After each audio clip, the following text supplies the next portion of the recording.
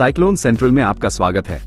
आज हम अगले 20 दिनों के लिए भारत के मौसम की पूरी भविष्यवाणी और विश्लेषण करने जा रहे हैं। अगर आप मॉनसून, चक्रवात और बारिश के बारे में जानना चाहते हैं तो यह वीडियो आपके लिए है।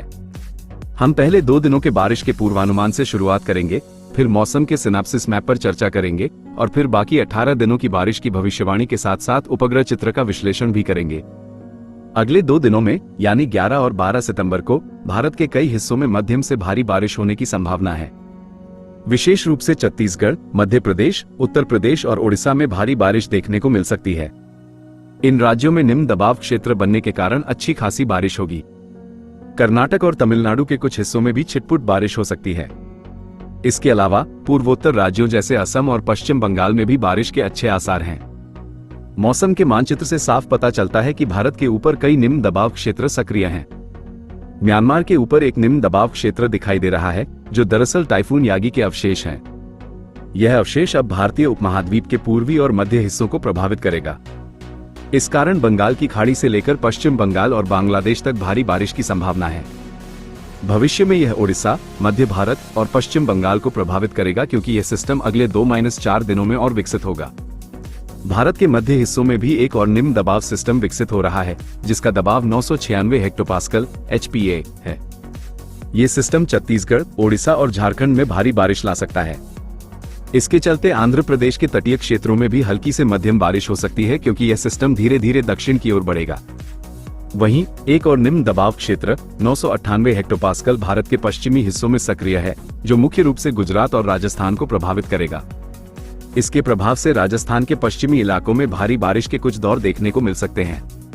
इसका मतलब है कि पूरा भारत मानसून सिस्टम के तहत काफी सक्रिय है और इन सभी निम्न दबाव क्षेत्रों के कारण देश के विभिन्न हिस्सों में बारिश और ठंडी हवाएं चलेंगी। अगले 18 दिनों में बारिश का अनुमान ये बताता है कि सितंबर के बाकी दिनों में भारत के अधिकांश हिस्सों में मध्यम से भारी बारिश की संभावना बनी रहेगी। 13 से 17 सितंबर के बीच छत्तीसगढ़, ओडिशा, पश्चिम बंगाल और मध्य प्रदेश के कई इलाकों में लगातार भारी बारिश देखने को मिलेगी।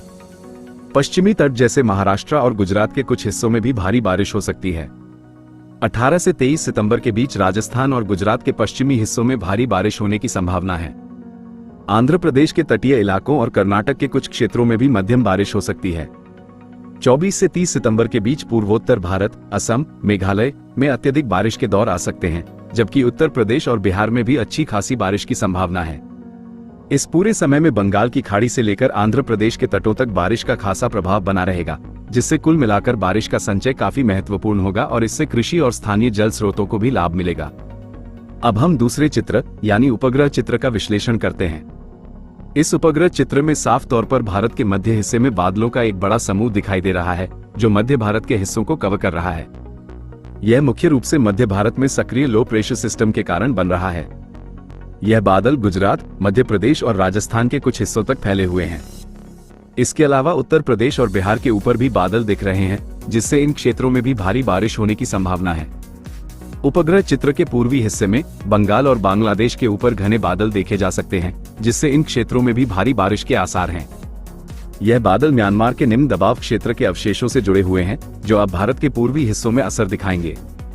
दक्षिण भारत में केरल और तमिलनाडु के कुछ हिस्सों में बादलों की गतिविधि सीमित है, लेकिन आंध्र प्रदेश और तेलंगाना के कुछ हिस्सों में अभी भी मध्यम बादल छाए हुए हैं, जिससे इन क्षेत्रों में छिटपुट बारिश हो सकती है। इस चित्र में अरब सागर के ऊपर बादल नहीं दिखाई दे रहे हैं, जो ये दर्शाता है कि इस समय अरब सागर शांत है और वहां कोई बड़ा व्यवधान नहीं है। अगर आपको ये वीडियो पसंद आया हो तो कृपया लाइक करें और हमारे चैनल साइक्लोन सेंट्रल को सब्सक्राइब करें। हम आपके लिए इसी तरह के महत्वपूर्ण मौसम अपडेट्स लाते रहेंगे, जो आपको बारिश और चक्रवाती गतिविधियों से बचने में मदद करेंगे।